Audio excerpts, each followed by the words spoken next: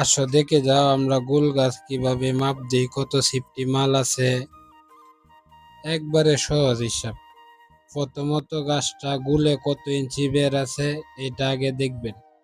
এটা দেখার পরে এখানে দেখবেন আছে হলো 46 ইঞ্চি।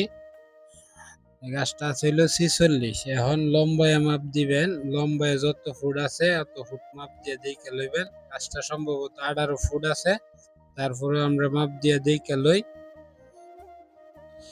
আরেকটা কথা, যে একবার ওই গাছের মাপ বুঝে বা হিসাব করতে পারে তারে আর কোনোদিন কেউ ঠকাইতে পারে না বা প্রতারণা করতে পারে না।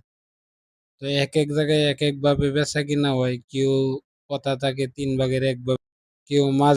তাই আমরা হিসাবটা করি। বেড়া ছিল 46, এখন 46 × 46 আবার 46 × 46, লম্বায় 18 ফুট গুণ 18, এখন হইল 38,088 সমান সমান।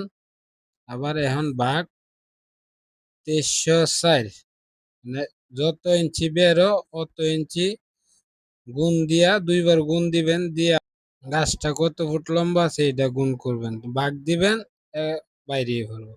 এখন আমরা আর একটা গাছের হিসাব লইলাম 100 × 100, আনুমানিক 15 ফুট দেই, 15। তাইলে এখন বাইক দিব 2304, কত হয় 65 10 পয়েন্ট। এটাই গাছের হিসাব। বুঝলে একবারে সহজ, কেউ আর আপনার সাথে প্রতারণা